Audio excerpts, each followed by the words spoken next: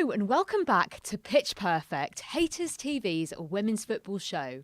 Yes, I know it's been a while, but we are back in action and ready to talk all things women's football. And there has been an awful lot of it recently. So we will jump straight in. My guests today are the brilliant Nayan Murthy and Nazira Youssef. How are you guys today? Doing all right. Yeah? I'm excited to be on the show this time, not behind the camera. Yeah, it's true. Good to get you both on.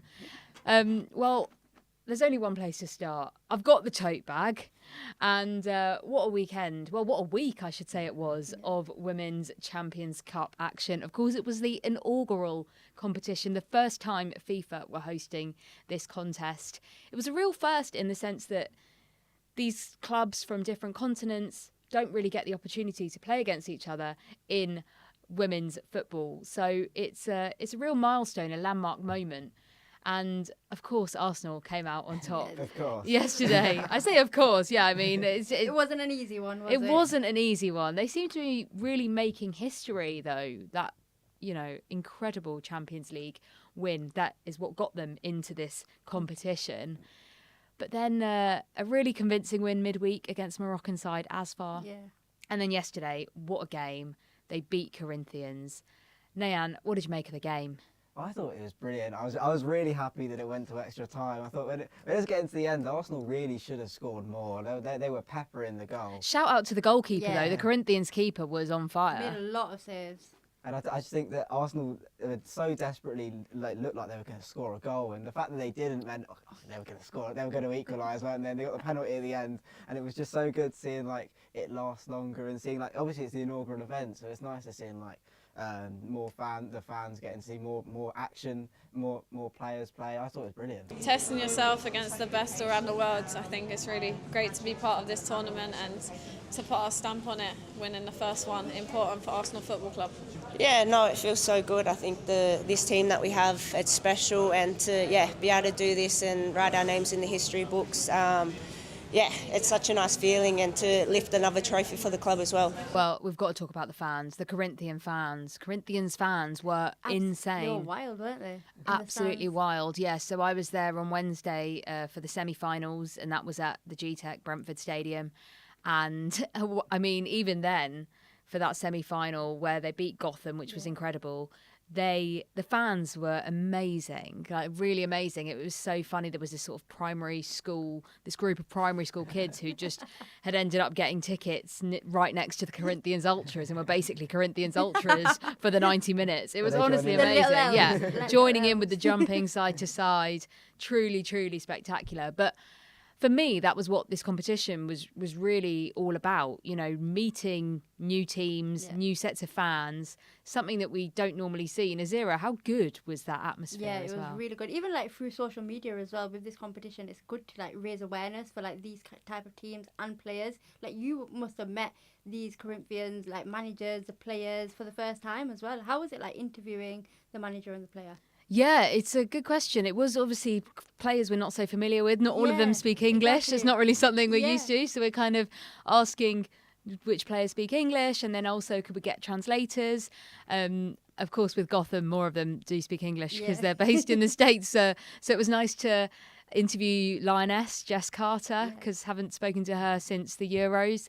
That was nice to see those names that I don't interview on a weekly basis, right? Like I do with the WSL teams. And really nice to get a glimpse into the managers too. The Gotham manager yesterday, he's been at Spurs, so kind of familiar with him. But brilliant guy, really passionate about women's football, obviously, and just I think actually the thing that was really apparent was all the managers were kind of they were really full of praise actually for the tournament, in the sense of the challenge that it brought and being able to, play against these teams that they don't normally play. And not even that as well, you see on social media, not even on social media, but our men's football as well. Men's footballers actually attended the final, didn't they, yesterday? Gabrielle and also Martinelli. Yeah, there was a bit of a hoo-ha because they were both in half and half scarves. It's whoa, are you not Arsenal players, guys? I'm sure they were supporting Arsenal. I'm sure they were. But it's good to see that kind of support. It is. Because you don't see that on a regular basis, do you? Yeah. And we saw Arsene Wenger giving out the medals on the pitch as well, alongside Gianni Infantino. And yeah, it was. I think there was a real moment yesterday. It did feel 100%. like a cup final type. You know, there was a lot of money on the line. A lot has been made about the prize money. And René Steger said yesterday in the press conference that it would all be being reinvested into the club, into developing that, just growing Arsenal Women's Football Club, which just they seem to be on a real run at the moment. And I think I was going to say that Arsenal deserve the recognition for being like intercontinental champions, not world champions. Yeah, not world champions. But I just think they've had such a poor year this year in the Champions League and in the WSL, but they've been brilliant. They've been brilliant last season, and they kind of showed that they're so much better than Corinthians. Even though it was only 3-2, they dominated that whole game, and I think that recognition they deserve, because they put so much effort and money into this women's team that maybe some other WSL clubs and some other clubs around Europe haven't. And I think that recognition was really deserved for Arsenal. I'm going to play devil's advocate on that one, actually, because I know you said they dominated. They were, of course, playing at home. Yeah. Which a lot has been made about how fair the competition is. They were playing at home. They were in season. Corinthians not in season. And actually, I don't think it was like a complete domination. I think people did think that Arsenal might run away with it. And they did in that match against Asfar, the Moroccan side. I think African football, they're a brilliant representation of it, because Morocco are putting a lot into football as a whole, but specifically women's football as well. And that's only going to grow. But right now there is that gap. But I think, like, for the South American champions, I thought Corinthians I think they showed people that actually they're not to be underestimated and they can compete with the best of the best. Yeah, I think you always see it when European clubs play Brazilian clubs, whether it be men's or women's, you kind of see that, like, the European team will run away with it, and they never do. And I think that there are brilliant footballers, and you see it at the World Cup when you're like, I'm so surprised that Ecuador have these great players and something like that, and it's just like they obviously do, and those leagues are kind of been able to showcase it now. So I think that whole tournament is really good for the whole of women's football, because especially because America's been so brilliant for women's football, and America has some of the best players. Obviously you spoke about Jess Carter, and there's so many more. And I just think that the fact that it's so worldwide, having this tournament and having it on a regular basis will be really important for women's football in the future. Yeah, well, of course, the introduction of the Women's Club World Cup is coming in 2 years' time, again, discussed to be in January. Yeah. And that's when we'll have the world champions, by the way, which is why this is only intercontinental champions. But that, I think, this tournament has almost set a bit of a paving for that, because it's like a little foundation, isn't it? It is, and I think all the players and the managers have got on board with it. And like I said, there have been, the grumblings about various things. A few little bumps in the road, but we eventually got there. Yeah, and I think it's a real, it shows what these club tournaments worldwide could be. And I think it's an exciting prospect, because women's football is growing globally, and it's great to be able to put yourself on a marker. And Arsenal won the global bragging rights. They've got the global bragging rights, I should say. They won that contest. And, good for them, regardless of it being at home, it being in season and all the rest of it. It was at home going by the fans in the crowd. It's very true. Those Corinthian fans were noisy. They were definitely outnumbered, but they were not outsung. Like, they were incredible. And I want Corinthians to play in this country more. Was that probably the best set of fans you've been amongst whilst covering women's football? I think so, yeah. And I think I want to become a Corinthians ultra, actually. And I'll see you in Brazil then. Yeah, see you in Brazil, exactly. But their kit as well yesterday. Very vibrant. It was so nice. And then I was just like, do you know what? I think Corinthians is my new team. Have you bought one? Great kit, great fans. Great country. Like, I think I might just move. I'm just going to move to Brazil and become a Corinthians fans, guys. That's going to become a Corinthians chat. Right, well. But I do feel for Arsenal, like, this win will only just help motivate them to go on and be successful this season. Yeah. Because obviously they have been on a downer a bit in the league, haven't they? Well, they beat Chelsea last week, but this feels like a real turning point in terms 100%. Of winning against the champions, although we'll come on to discuss Chelsea shortly. And then, of course, winning this tournament, which is a great accolade and another trophy for their cabinet, and lifting a trophy at your home ground at the Emirates. I mean, that's No pretty better unprecedented. feeling. That's pretty amazing And for Arsenal. even for these new players that have come in, the likes of Olivia Smith, Taylor Hines, all these type of players, like that will only give them a lift in coming into this new club at Arsenal. Absolutely. And we do have an update on Annika Borber's Yes. health, because of course that was a bit of a She was in hospital. shocking Yeah. and sad end to yesterday's game. She is okay. Yeah. She's been checked and she's back home and recovering. So best wishes to Annika. It was very nasty. That. Yeah, it was. And she has just been so brilliant Yeah. this season. She won goalkeeper of the tournament. I mean, that was a funny thing in itself, having tournament awards After two games. I mean, why not? Frida Marnham, player of the tournament. Annika Borber, goalkeeper of the tournament. Even more trophies to go in Arsenal's cabinet. Have them all at this point. No, it sets the tone for hopefully more exciting intercontinental world tournaments. Well, there's only one next place to move to. We've got to move to the Women's Super League, Yes, WSL, we do. and Nazira, the game that you were at Yes. yesterday. And wow, what a game it was absolutely Man sensational. City versus Chelsea. And Man City, league leaders going into the match, have been incredible since they lost to Chelsea on the opening day of the season. And I mean, they annihilated Chelsea Very, very good. 5-1. From first whistle to the end, they were absolutely on top of Chelsea. Even though Chelsea did go on and have a couple of chances in the opening first 5 minutes, 10 minutes, I think Manchester City asserted themselves. They took that pressure away, and once they got the first goal, they were in complete control. And I think that's what's been the story of Chelsea's season. Once they go a goal behind, then the mentality completely switches. And I think last season they weren't really used to going behind. They just dominated so much. They didn't really face adversity last season, so it was hard to kind of tell how they would cope. The biggest adversity they faced last season was that annihilation by Barcelona in the Champions League. And actually, the match yesterday felt quite similar. Because City, I mean, you can't even really dispute the scoreline. You know, you definitely can't dispute the result. And I think you can't dispute the scoreline. City was so clinical. We mentioned Carolyn's hat-trick. I mean, of course, it's the other two goal scorers are going to be Bunny Shaw and Viv Miedemar. She just comes clutch every time, Bunny Shaw. Like, even the other week before against London City Lionesses, and she was absolutely brilliant getting that goal just to make it 2-1 as well, to get the winner.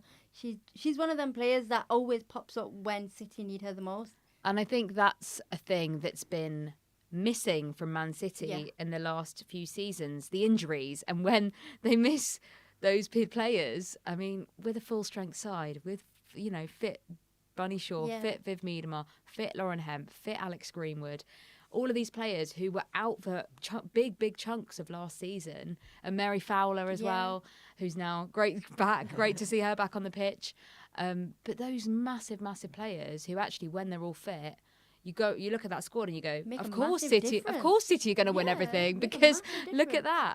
And of course, no Champions League football this season as well, which is helping their league cause, I'm sure.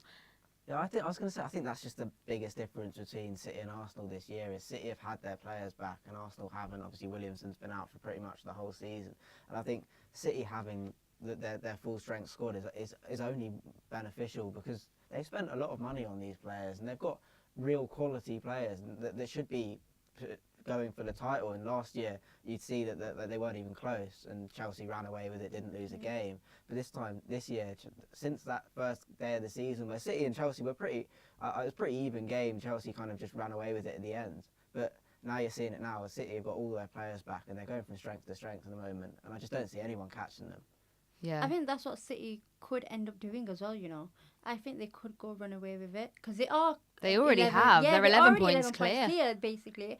And to think that all these teams have Champions League, like Arsenal have Champions League football, etc. And then you've also got Manchester United, who are also close behind as well. But that could be a motivation for them to get away from their title rivals.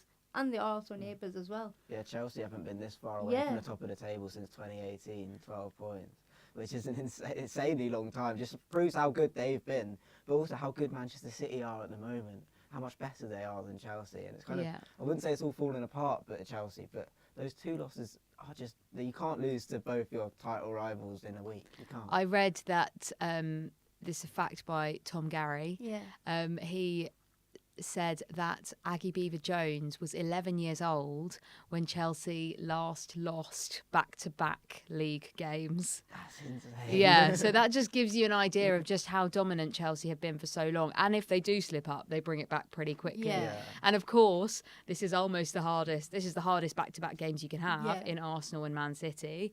No disrespect to Manchester United, but just in The terms of level, how, Consistency, how it's etc. been, for sure. I mean, Manchester United would be another tough game for them too, but it's I mean, that just says it all really. And I think, what did Chelsea do now?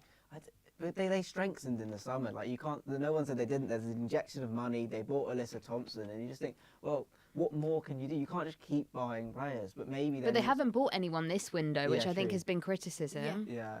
And she did go on and mention that in a press conference yesterday, Yeah. where she said that she wants to buy players and she wants to like have a different feel within the dressing room, because obviously right now her hands are tied. That's basically what she went on and said between the lines.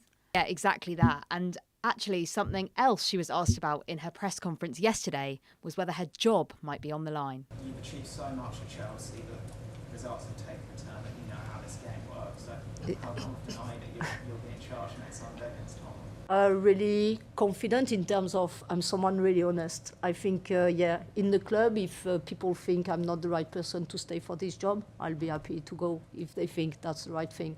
But I will never give up. I know football, sometimes it happens, like you can be in this situation.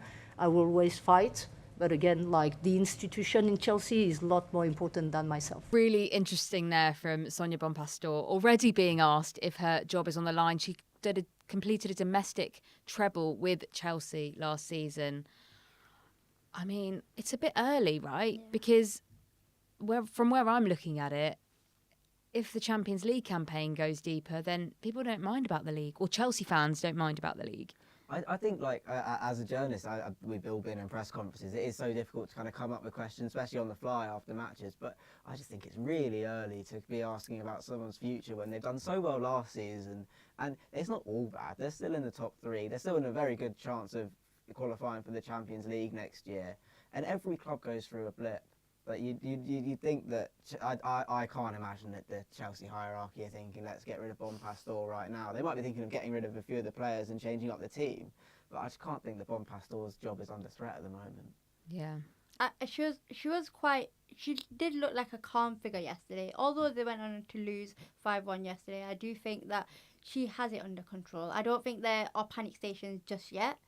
And obviously, like Nayan alluded to, if they do get far in the Champions League, then who really cares about the WSL title? It would be nice to see another team win it, let's be honest, than Chelsea. I agree, but I'm also, I think what would actually be nice would be to have a close WSL title. That is true. Because we, of course, had that 2 seasons ago when Man City missed out on goal difference, basically as a result of Bunny Shaw not being fit at the back end of the season. Yeah. And last season, Chelsea ran away with it, and this season, Man City have run away with it, and I just don't see anyone catching up with them. But that brings us on to the second place team, the most likely, you could say, to catch up with them, who are their rivals, Manchester United.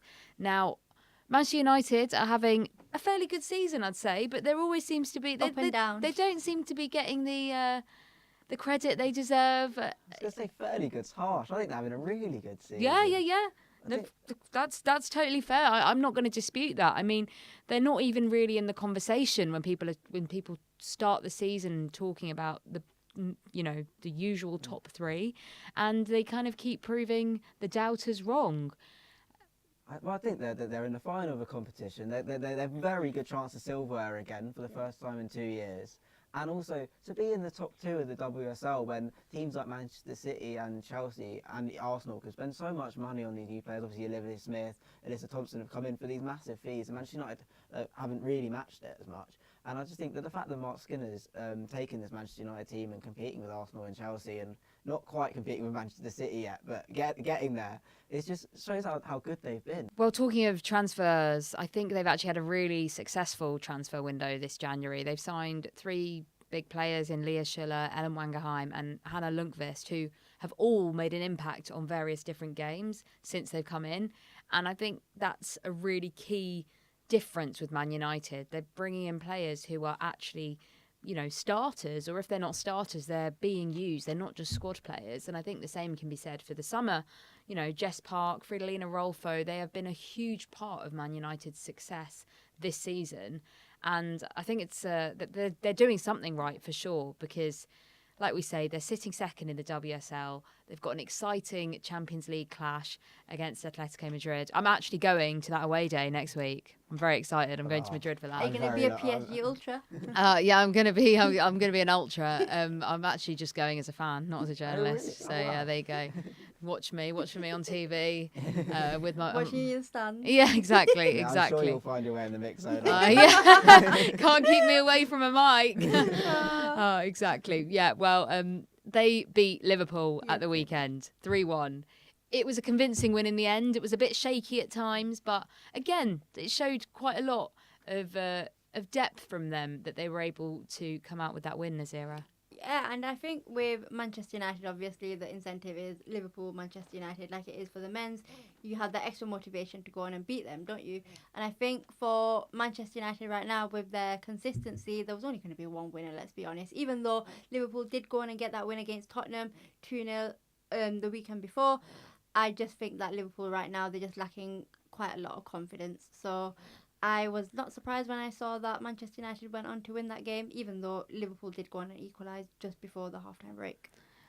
I was going to say that Man United, Liverpool went 1-1 and it took them a minute to score. Yeah. And I just thought that mentality from United to show like there's any setback, even though you probably shouldn't be conceding to Liverpool at the bottom of the league. The mentality to come back and score pretty much instantly was brilliant. And I think to get the third one right at the end, they were dominant throughout the second half, and it didn't look like Liverpool were going to equalise again. But when Rolfo scored to kind of wrap up the points, it showed that there's another gear to Manchester United, and they're just so much better than Liverpool at the moment, and kind of cemented their place in the top two at this point. I think the table just sums it up really, and that's the reason why Manchester United are second and why Liverpool are rock bottom. Yeah, Liverpool are bottom. Yeah. It's a close fight at the bottom.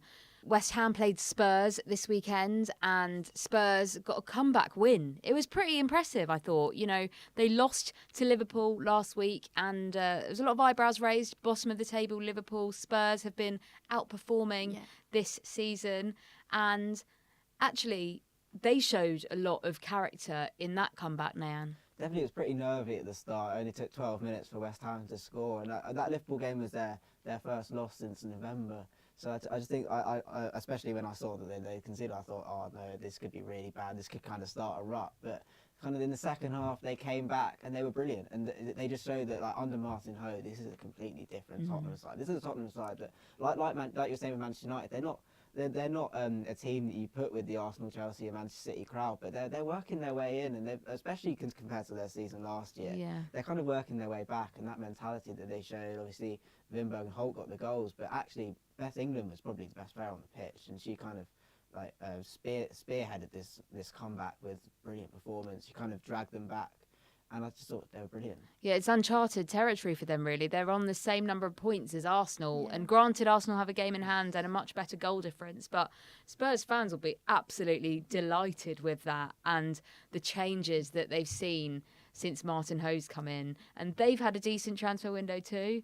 5 signings or something. Exactly. So every day I'm getting on. Spurs to sign someone else. Yeah, it's a sign of intent though, right? They're really trying to grow, develop their women's team, and it's working. It shows.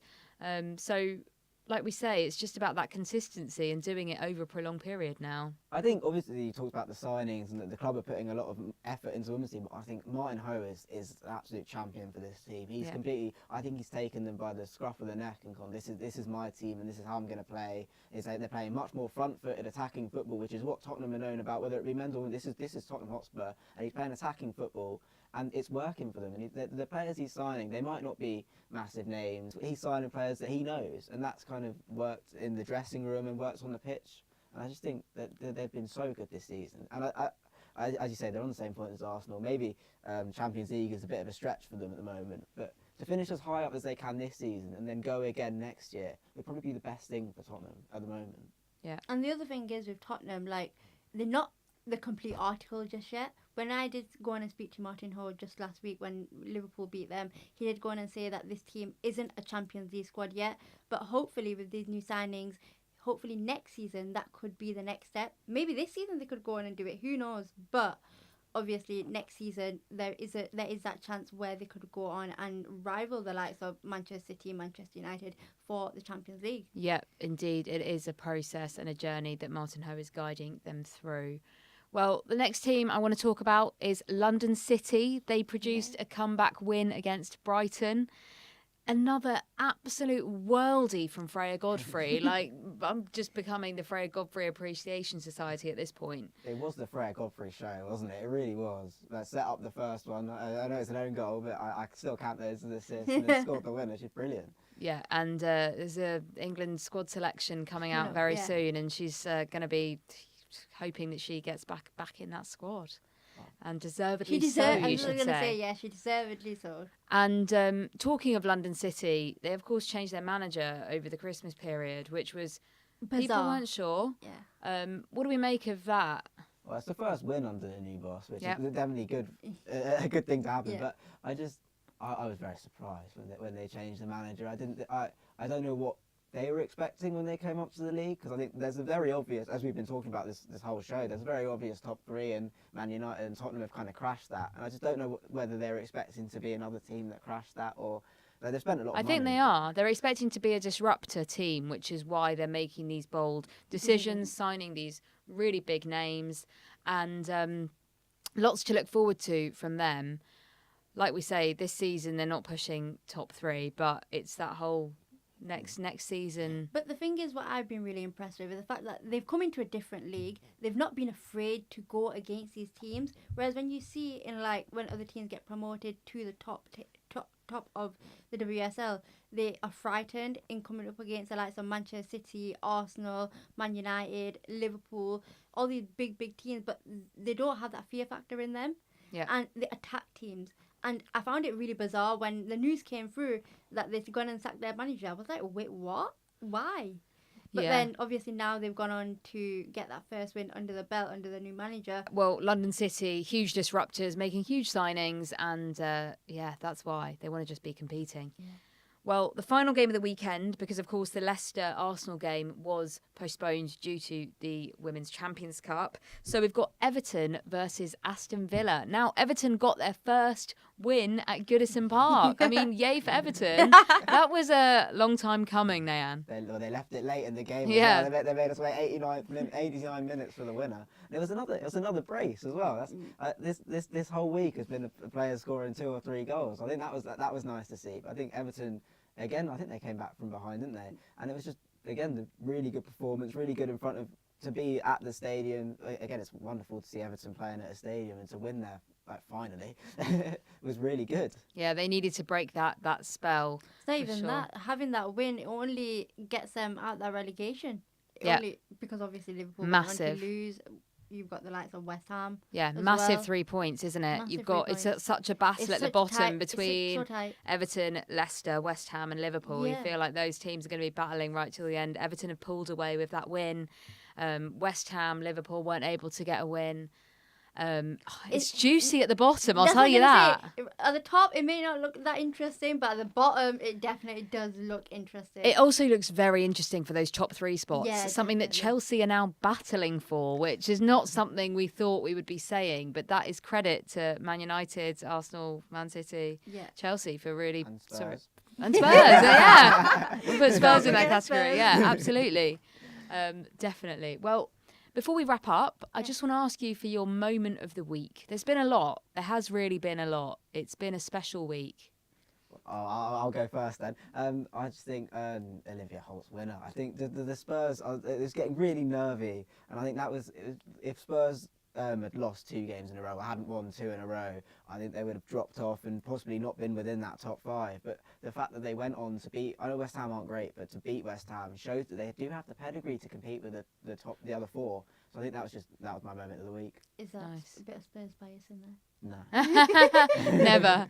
Go on, Nazira. Kerryl and Nicole, obviously, stole the show on the weekend against Chelsea, and it was just a brilliant hat-trick. All 3 brilliant goals. Yeah, I can't disagree. They were really insane, and she was just on fire. Yeah, And she deserves her flowers. For me, it's got to be the Corinthians fans. Wow. I mean, and actually, just the tournament as a whole, we didn't really know what to expect. It could have gone either way. I thought on the whole it injected energy. It felt like a moment, and the feedback from the players and the coaches was overwhelmingly positive. It was great to see Arsenal win that yesterday. Really, really happy for them. To see Leah Williamson slip and sliding around that pitch. They were absolutely soaked. Oh my gosh. But they did not let that dampen the spirits. And huge congratulations to Arsenal, but also to Corinthians and Gotham and Asfar too, because I mean, credit to all of those teams making it to these latter stages of the contest. Well, that just about wraps us up for today. Thank you for joining, Nayan, Nazira. Hope to see you guys very soon. Thank you guys for watching at home. We'll be back next week for more Pitch Perfect.